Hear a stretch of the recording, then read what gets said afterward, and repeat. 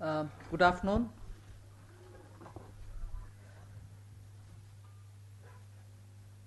Sanjay Mayuk ji gave me a good introduction, but I'm here as a party karyakarta, BJP party headquarters in Delhi.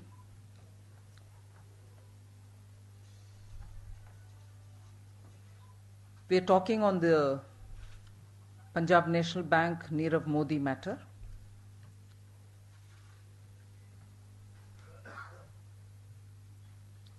The essential underlining point of what I'm trying to say here with a lot of details is, as always, the Congress party indulges in such scandalous affairs, misuses positions in government, tweaks systems to help themselves, quietly cover up everything that they do, and when after Shri Narendra Modi led government comes with a clear commitment to unearthing all the scams, finds the corrupt practice and takes action comprehensively, instead of explaining as to why it happened so during their period, the allegation is being leveled at us. I'm sorry, the Congress party's allegations, not just allegations against this government, but misleading people, is just not going to add up. A concerted repeating of lies or misleading people may be a strategy the Congress would like to adopt, but I'm sorry, the facts are facing you and it is for them to answer them. I'd like to just run through some of those details which I want to put forth before you. If I may use a cliched expression, the original sin in this particular episode of Nirav Modi Punjab National Bank was indeed committed in 2011. Why do I say that? With the help of delinquent officers in Punjab National Bank and probably anybody else who was helping them,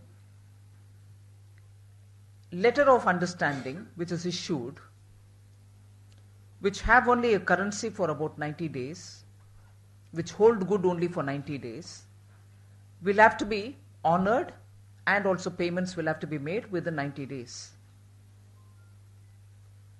But because the delinquent officer did not even put it into the core banking system and kept separate files for it strictly under his lock and key, he kept it under his control without getting into the banking system. These are flaws in the system which will have to be corrected, but I'm broadly explaining as to how this has come to play. So with that officer keeping strictly the file under his control and not putting the system, the details into the core banking system, has allowed it to be a separate activity, leading to no one else detecting it.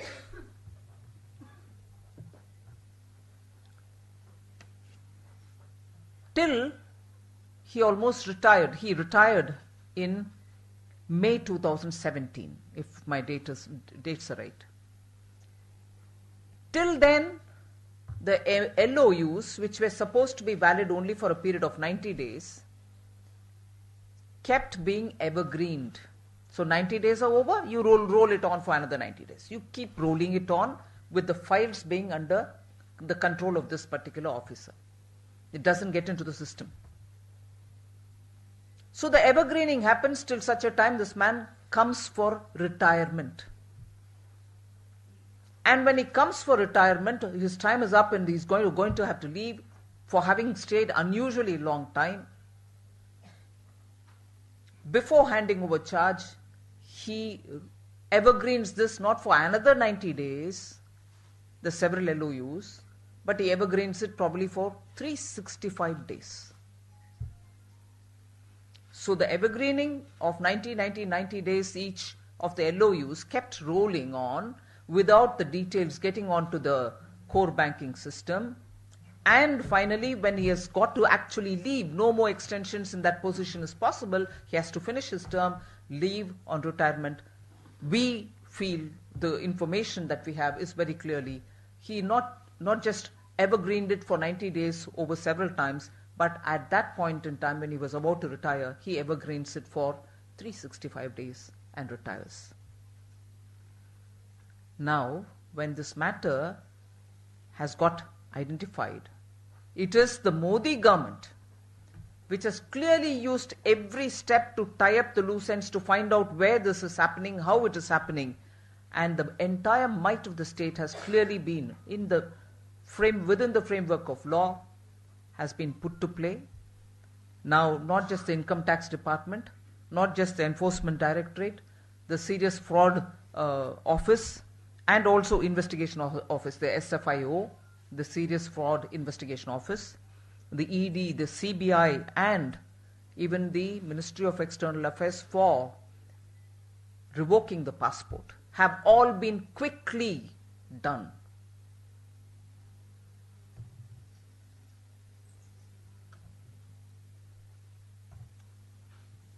Not just this, several other actions are being taken by the government.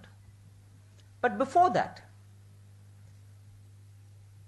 the temptation is normally, when it comes to BJP, they only throw the ball at Congress and say it is something which you've done it. And because you've done it during your period, we are pointing that out. But you have been in power now for 3 years is an argument, legitimate argument, which people pose to us.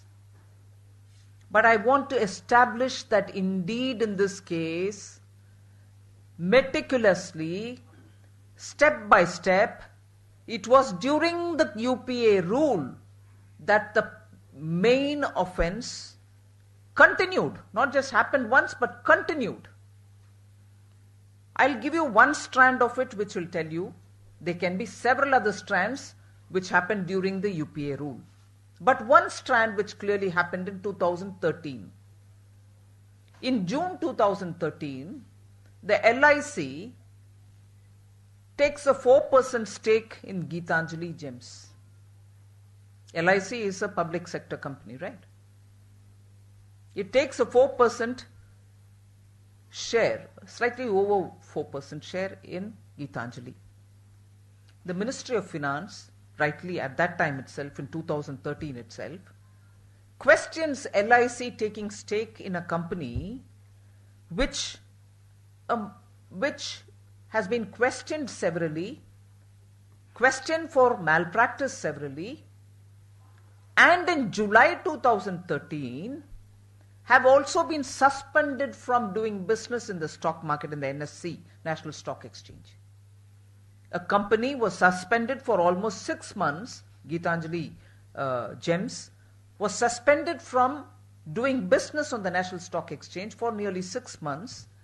And the Ministry of Finance obviously questions LIC saying, how did you take share in this company which has difficulties, which has problems? 2013. So you're getting clear indications of something going wrong here. And on 13th September, with data coming through various different sources, we understand that Sri Rahul Gandhi participates in a promotional event for this jewelry group.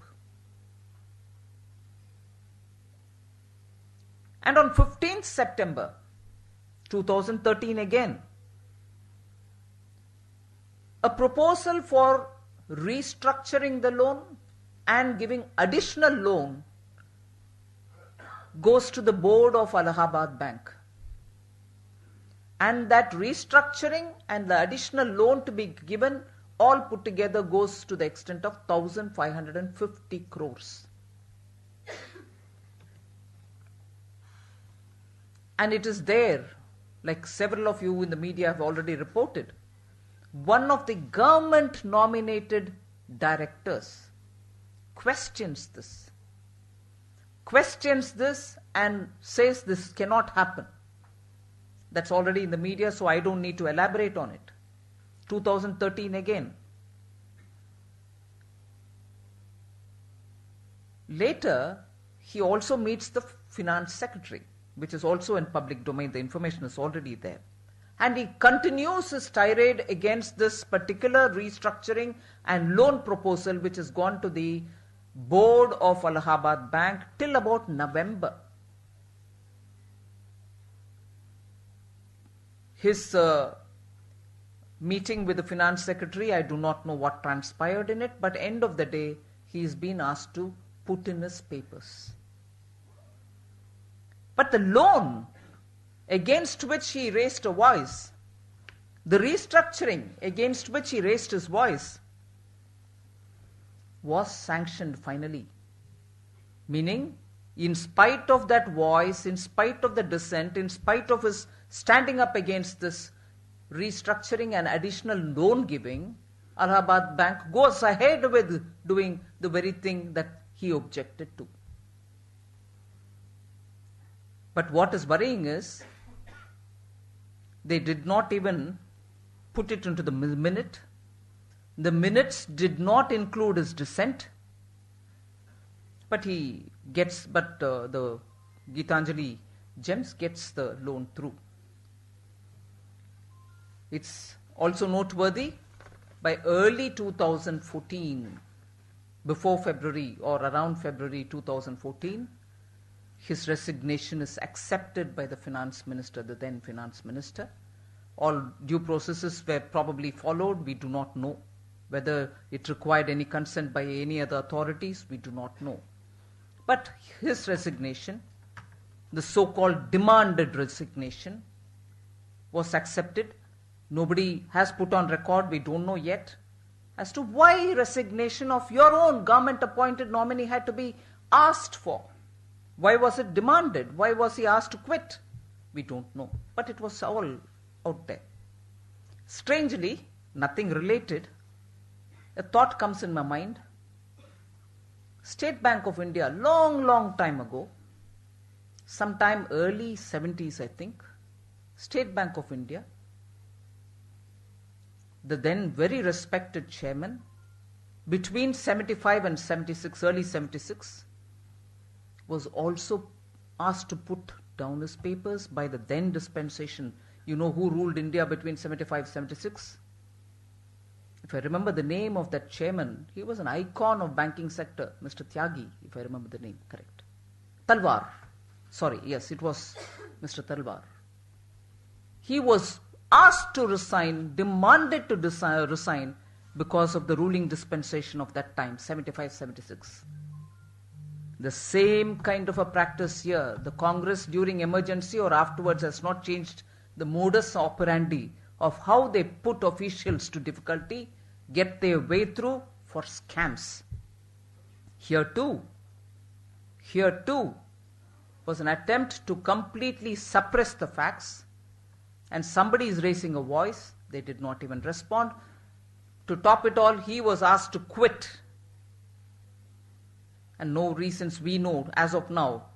Later on, sometime we might get to know as to why he had to ask to be quitting his job. Their appointed director.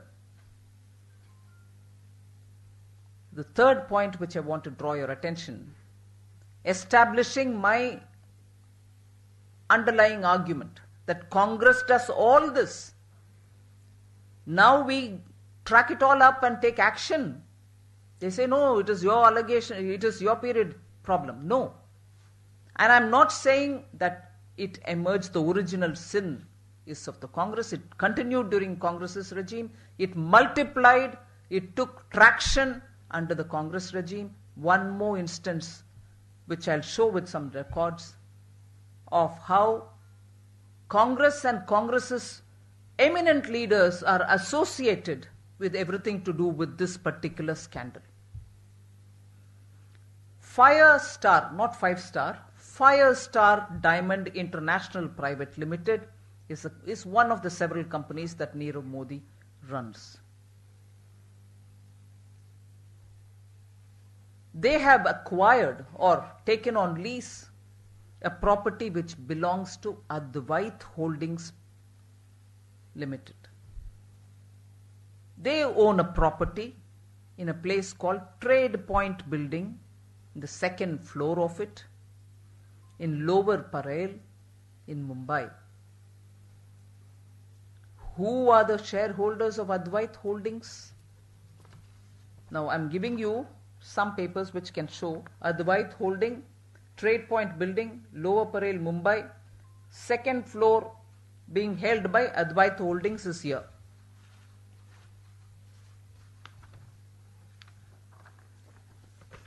From 2002, who is one of the shareholders? Anita Singhvi, who's Srimati. You know it. And also has Avishkar Manas Singhvi, possibly his son, we do not know, but wife of one of the senior Congress leaders is here as the property shareholder. She's a director by designation, is given here.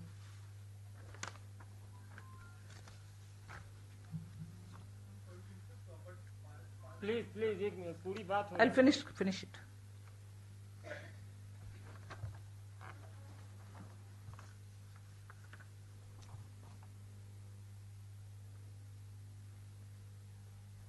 Advait Holdings also has some kind of a loan, taking of loan, no linkage, even that is available for you. But what is important here?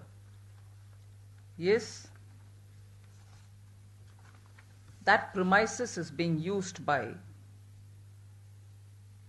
Firestar International, Diamond International Private Limited of Nirav Modi. That building, that second floor, that property which is with Advait Holdings, whose director is